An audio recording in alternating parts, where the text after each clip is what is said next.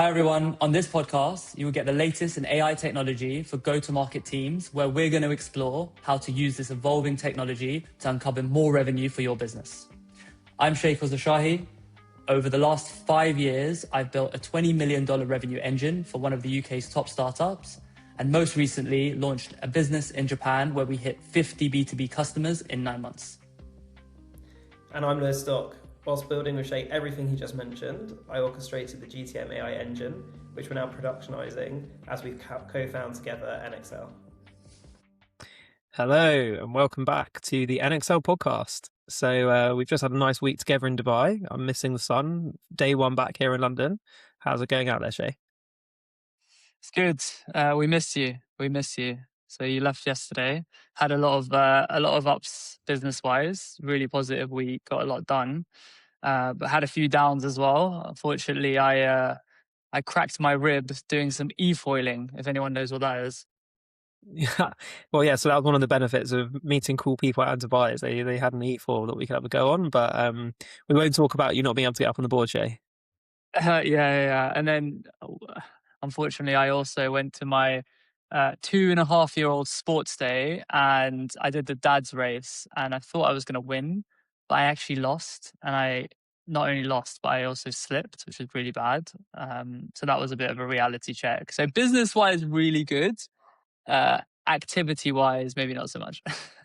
All right, okay, good. Well, I got to miss those moments where it didn't go so well, but no, it was a really good trip, and being in person is important. So I'm glad I was on a downer. I think I was on a downer after you left, mate, and that's what it was. I was just so demotivated. It was such a high. It means I have to come out again soon. Yeah, absolutely. Good. Okay, all right. So today's discussion, one of the big key notes of our week was we hosted an event on Thursday. It was 35 C-suites talking about deploying AI workers for revenue teams. It was a great discussion. We had, a panel. We had Shay speaking. Had a great networking session, and then we thought today we could actually debrief live on the podcast. We can go through what you spoke about and then have a chat about it and share some of those insights for everyone who's listening.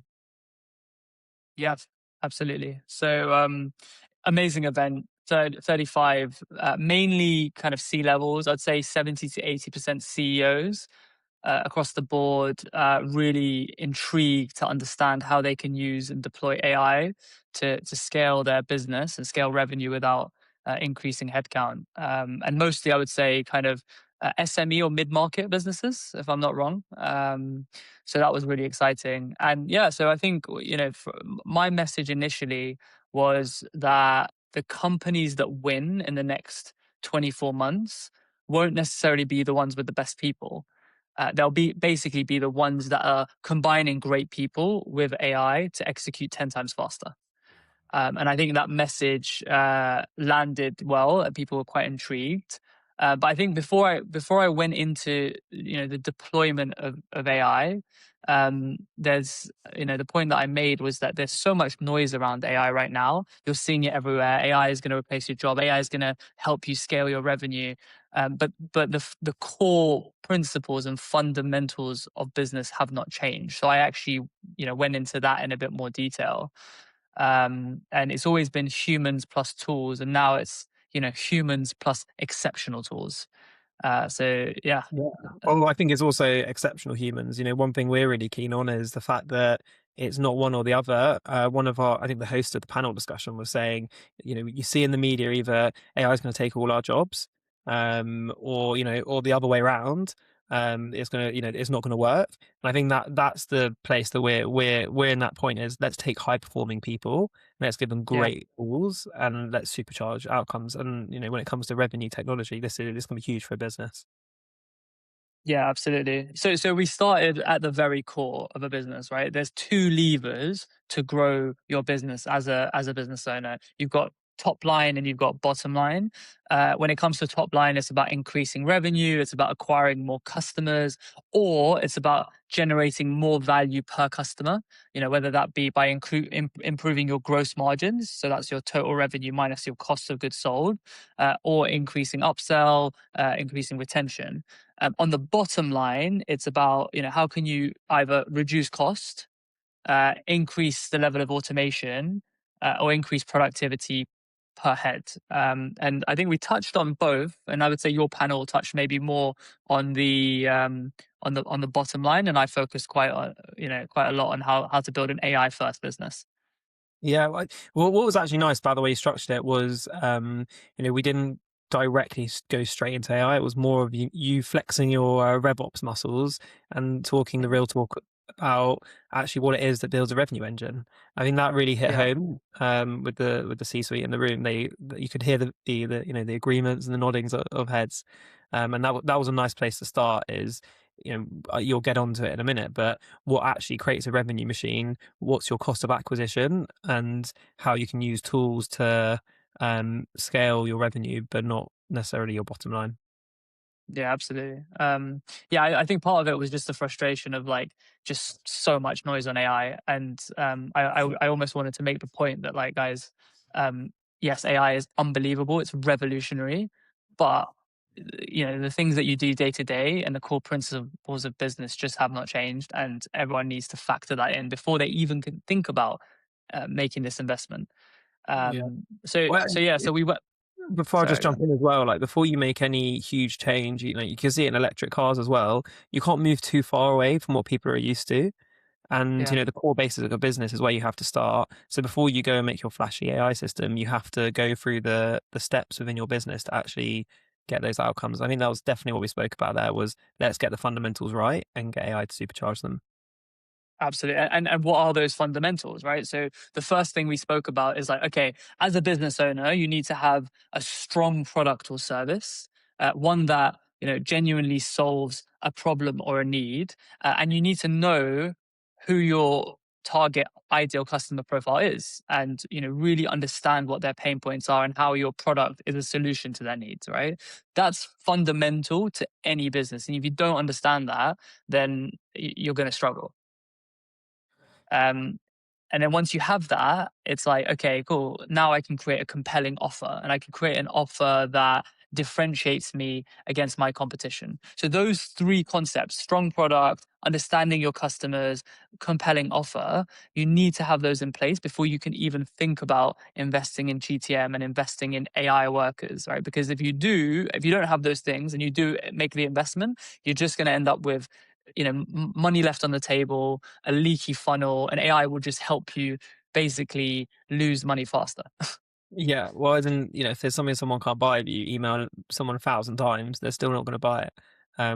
Literally. Not the offer is the most important, and the product delivering value. Yeah, and I do see that people like to go towards the shiny thing, without fixing the core platform or the fundamentals, without fixing the core of what you're actually offering. Saying that, we're fully on board to deploying technology, right? Absolutely, yeah. No, I think it's just making the point that like just get this right first, and think about it.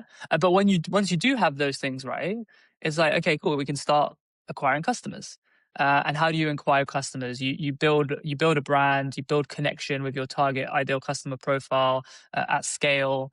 You need to get them to trust you. You need to build relationships one to one with your customers, with your prospects, and then you need to build demand. And that's what really gets you to the next level. Yeah, well, tell us about the rule of 100, Shay, on those 4 pillars. Yeah. So we went on to the 4 pillars, which we love to talk about. So there's really only 4 ways to generate demand, and what we said in the room was basically like, people love to overcomplicate this. I think I made the point that I've done a master's in strategic marketing. I've spent a decade in marketing, but actually it's overly simplified. We talk about the core 4.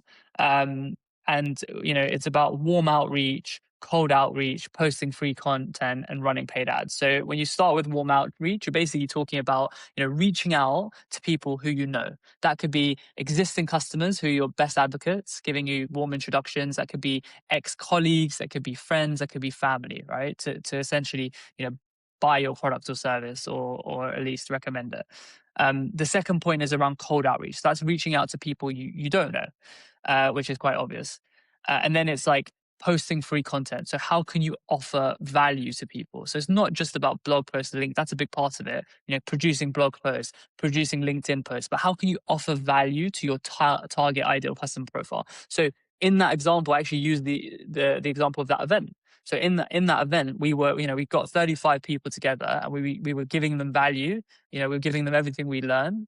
And in that scenario where you're actually offering value to people upfront. Right.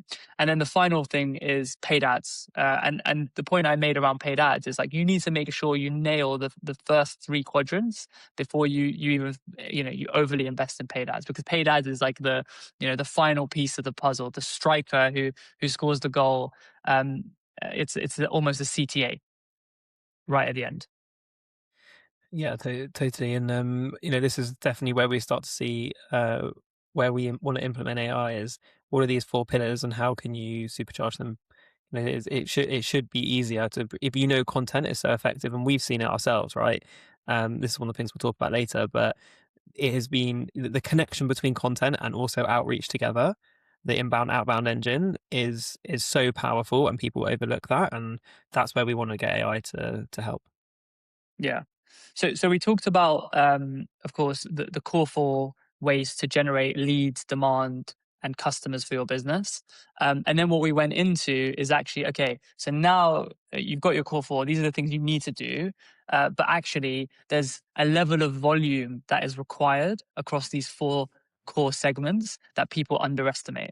Most business owners underestimate how much volume is required in order to scale.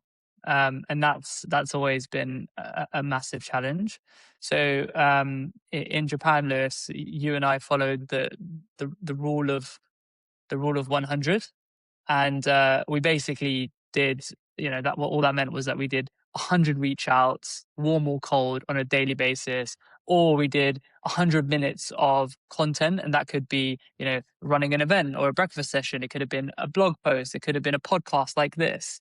And then we spent $100 a day on advertising as well. So those were, we did those things every day for the period of about 100 days. And that was when we started to build that kind of sustainable lead generation engine. Yeah, it was really funny because someone came up to you afterwards and said, "Hey, have you heard of Alex Hormozy?" And that part of these ideas have come from him, and we're big fans. But it was great to see you being compared to Alex himself. Yeah, absolutely. And there's a lot of business gurus out there, but I think he is the one that, in my mind, you can tell who's been there and done it. And I think we've been there and done it. So when he talks, it's like, okay, that actually makes a lot of sense, and he simplifies it.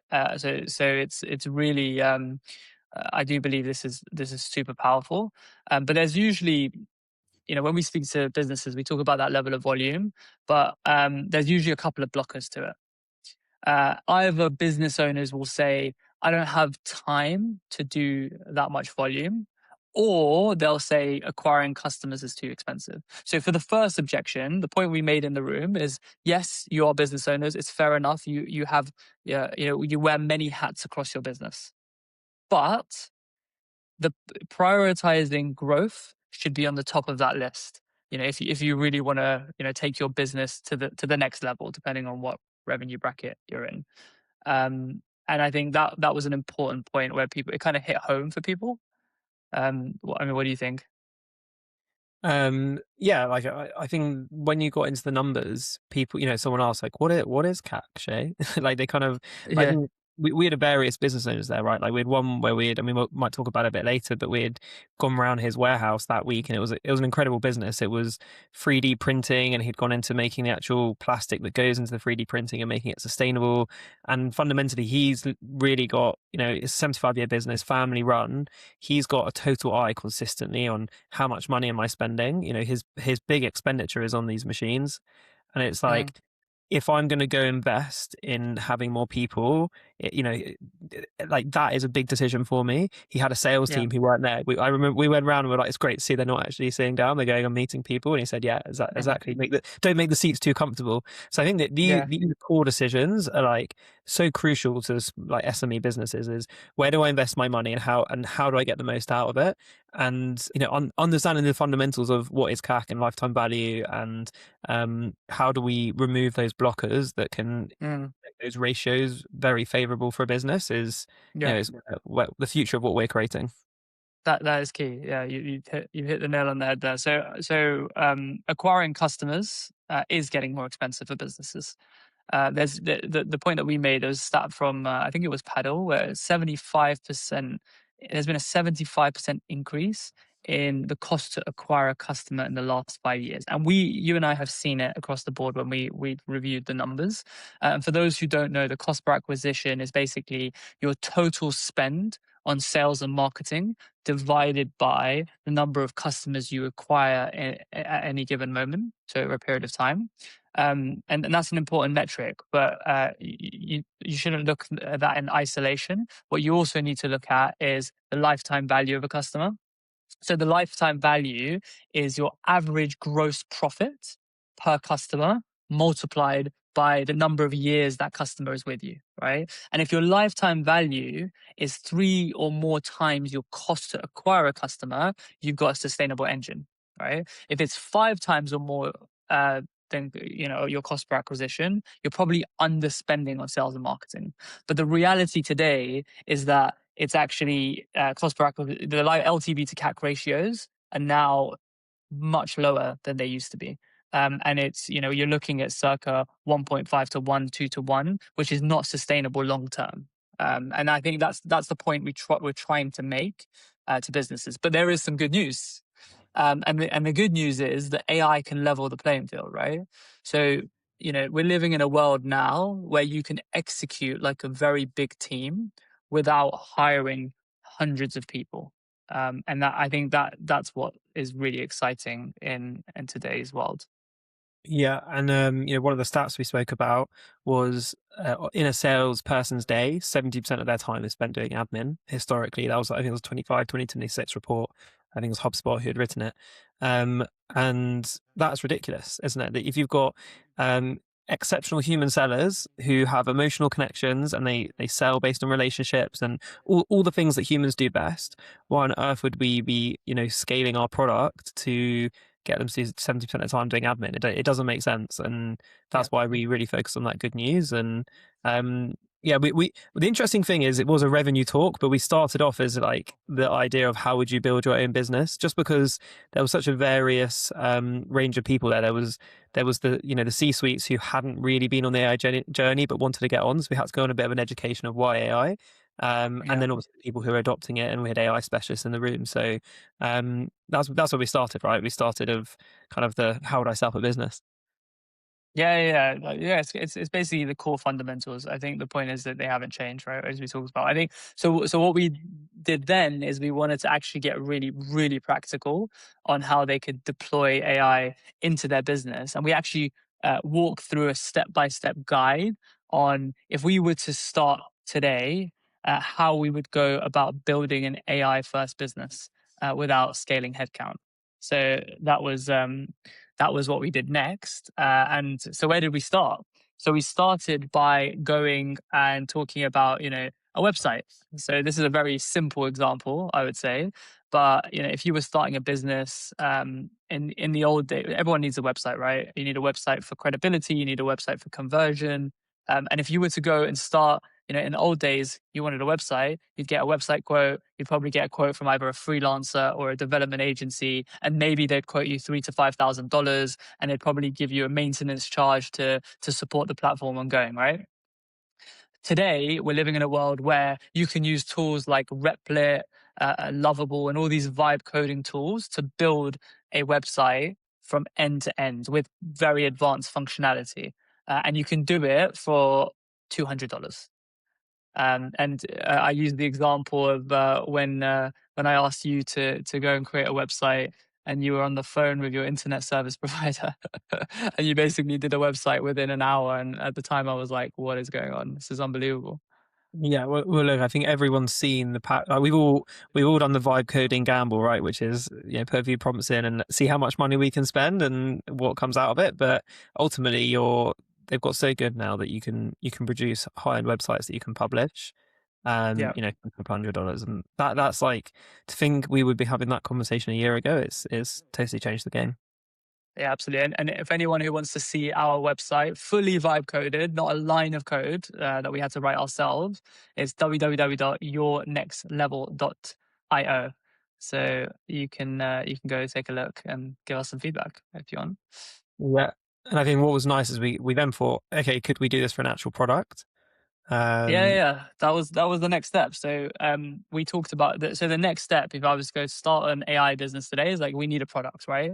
So in this case, we were talking about a SaaS product. And what was interesting is we had people in the room who had product businesses, but then we had others in the room who had service businesses. But this was applicable to both of them, because the barrier to entry to create good software has massively been lowered, right? And we talked about the website, but it goes a step further. In the old days, you would require heavy capitals, many engineers to build a really good product.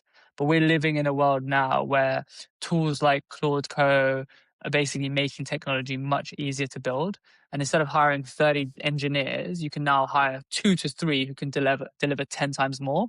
And why I thought that was relevant to both kind of product business, but also service businesses, because if you're a service business, one of the biggest challenges to a service business is the ability to scale, because usually you would need people to scale. And that's still true today.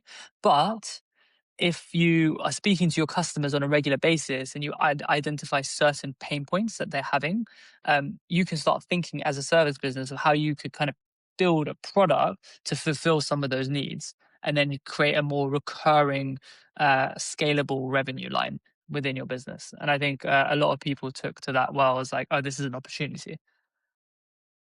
Yeah, absolutely. And look, we're definitely in the space having built this product, which is we understand that doing a fully productionized for more than 5 people product, you're not necessarily going to be able to vibe code all the way.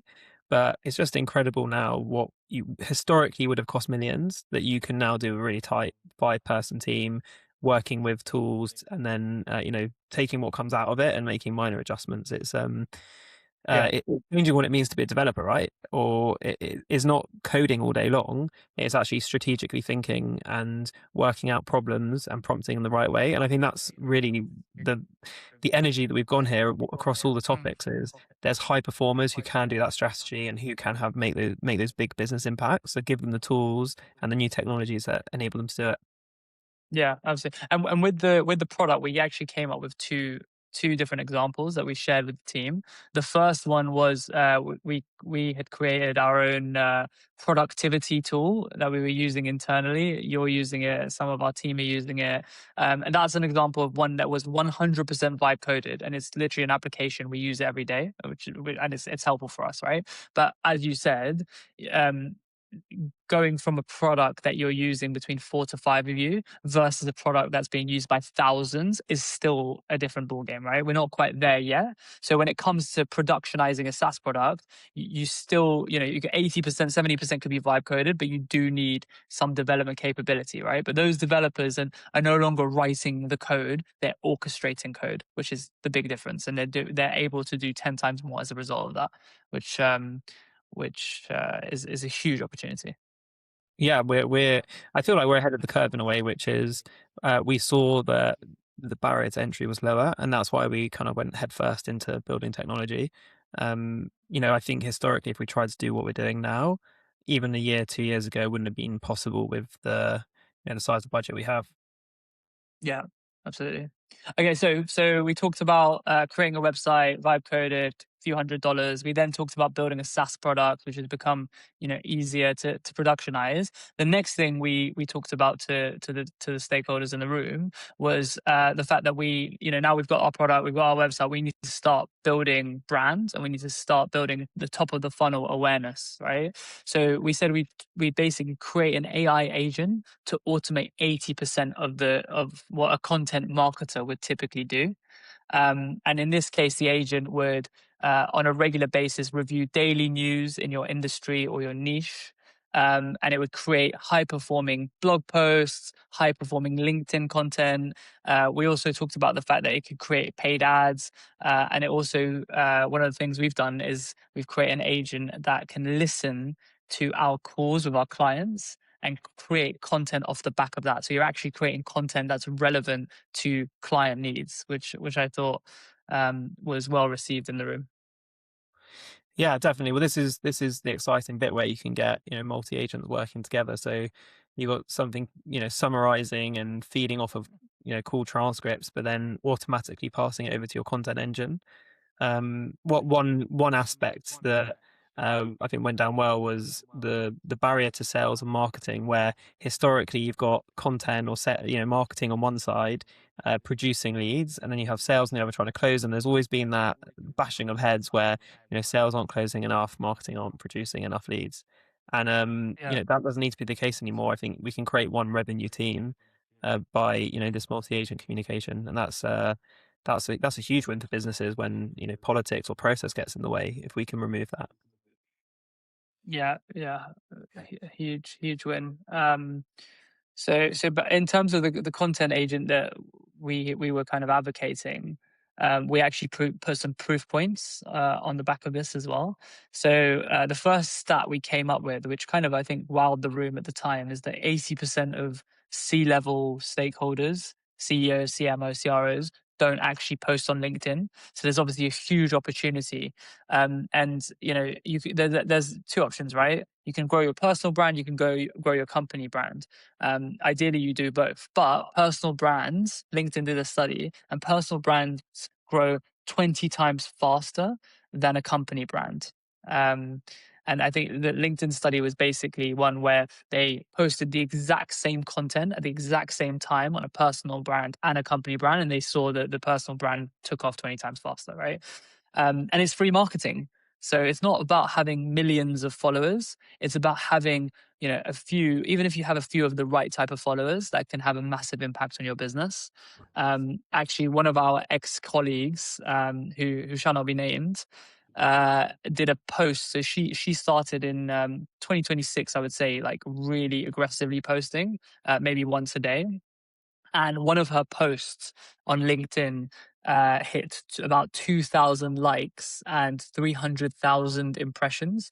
And she didn't have a massive following prior to this, right? So that's just an example of the impact that, posting and growing your personal brand can have. And AI can massively help with that now. It's removed the barrier of like, I don't have time to post. Yeah, well, we feel it. If someone's posting, you get more of a connection with them, and you're more likely to buy. I think one of the stats we had was 70% of customers are more likely to buy when that CEO is posting regularly on social media. So it's that human connection side again. Is how do you consistently get in front of people in an authentic way? And we just make it easier for people who like CEOs who are really busy to be able to authentically post. Exactly. And then so we talked about building brand, and then it was like, okay, so how do we actually go about building more pipeline? So we need more meetings, we need more opportunities, and more customers. And so we talked about using another AI agent to automate 80% of the pipeline generation and the sales process. So we talked about an outreach agent, which now you can automate research, you can create messaging, and you can basically automatically reach out to potential customers. And of course, with human in the loop. We also talked about a sales agent that can prepare you for meetings.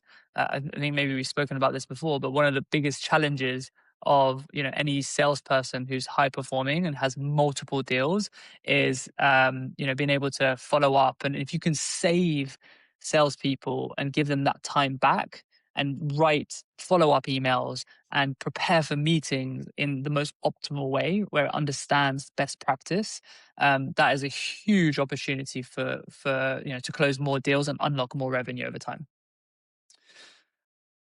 Yeah, this is one that you see out there. It is how do you prospect? And I think some people go really, the mass market approach, thousands of cold emails.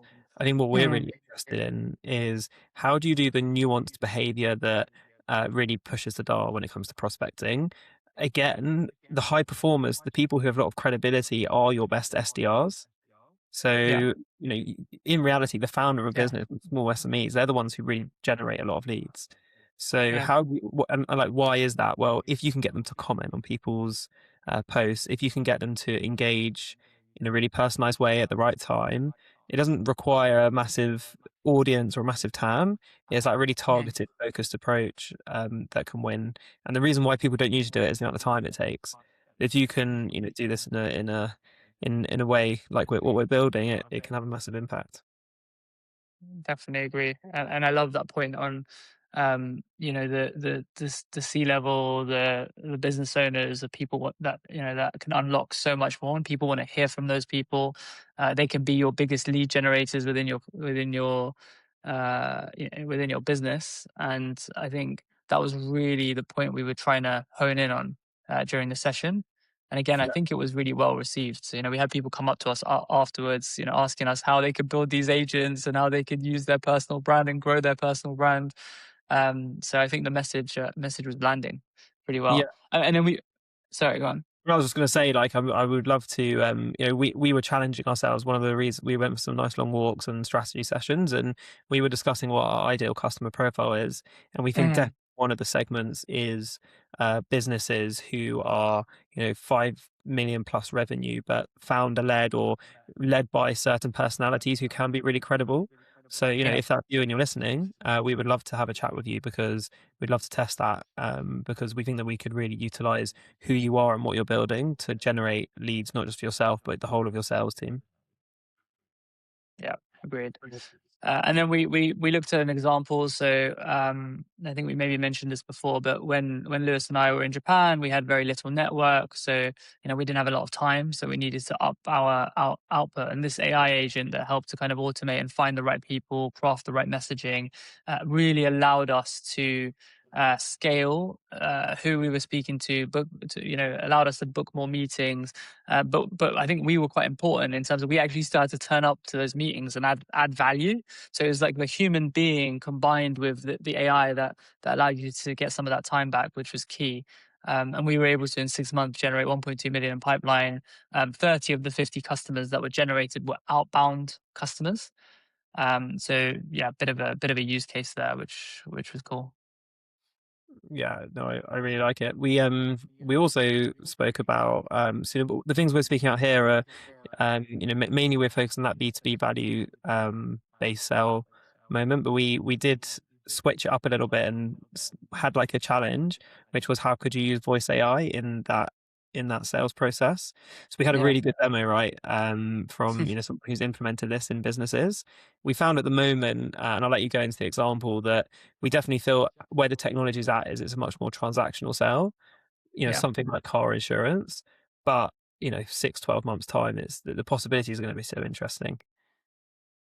Yeah, I think the key point here was that voice AI will become the norm, and whether or not it sounds like AI is, I think that's the main objection, right?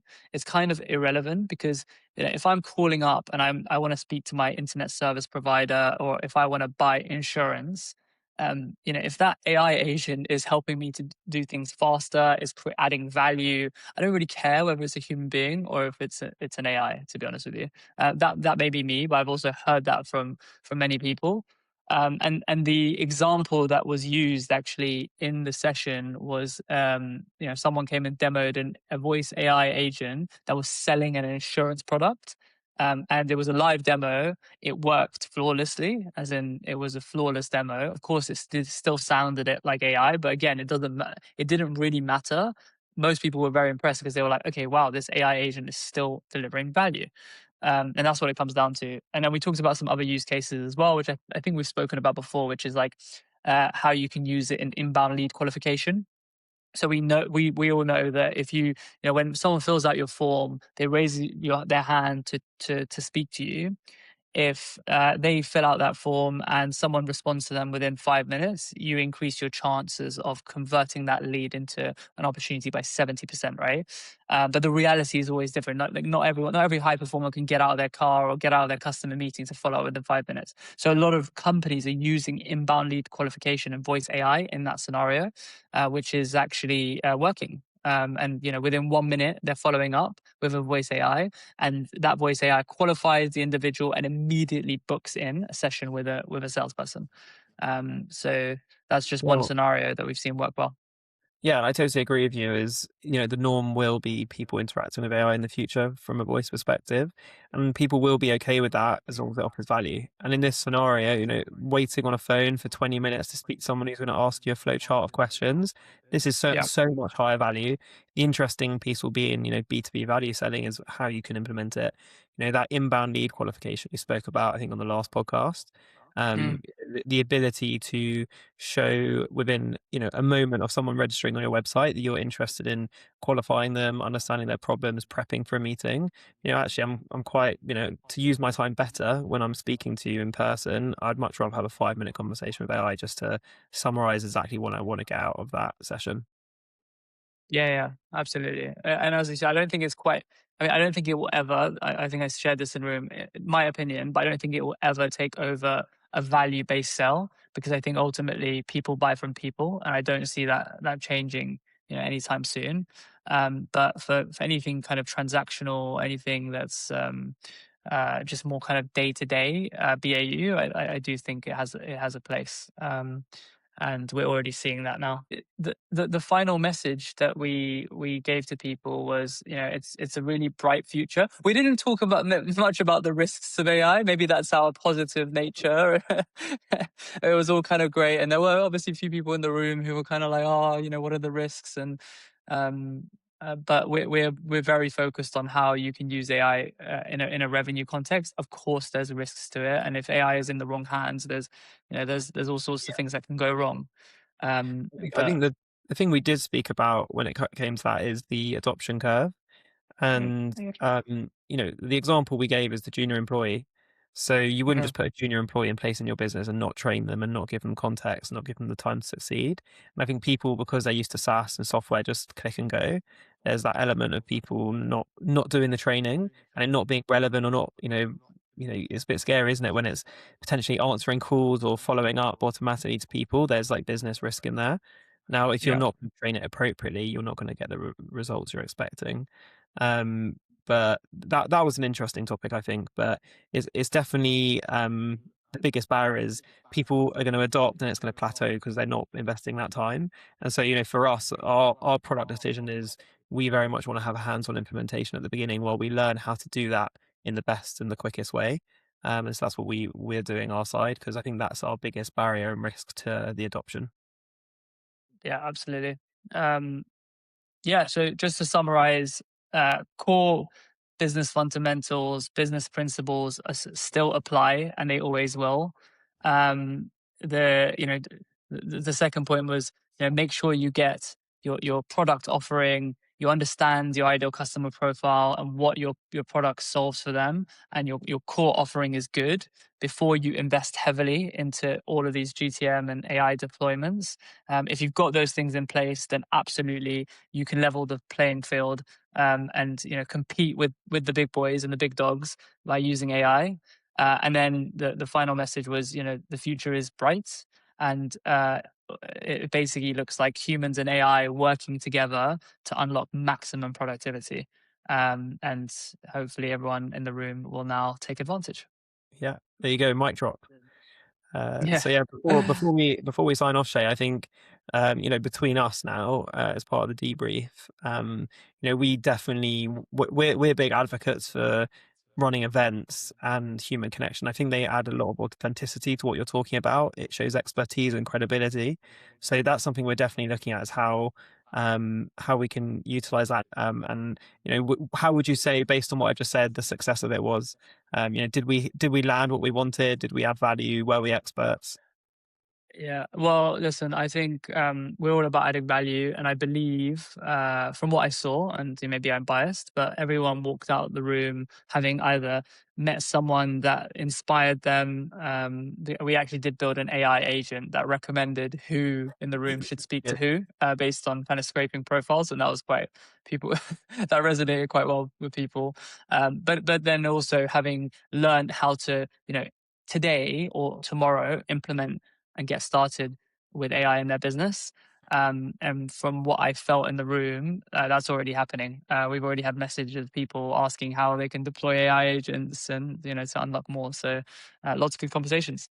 Well, this is also key, right? Is if we're going to speak authority on this topic, the authority also comes from when we do invest in valuable human conversations, making sure that they are like top notch.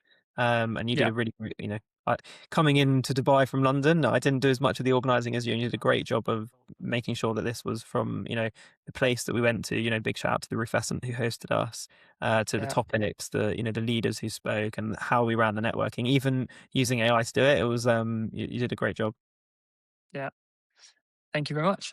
One final point I'll just make is that Lewis and I love talking to anyone who's excited about AI and like-minded individuals who is close to this technology or just wants to learn about this technology. So if there is anything that we've said that is remotely interesting or sparked anything, feel free to get in touch with us either through our website www.yournextlevel.io.com or reach out to us on LinkedIn. Good. On that note, we'll speak to you next time. See you, everyone. See you next time.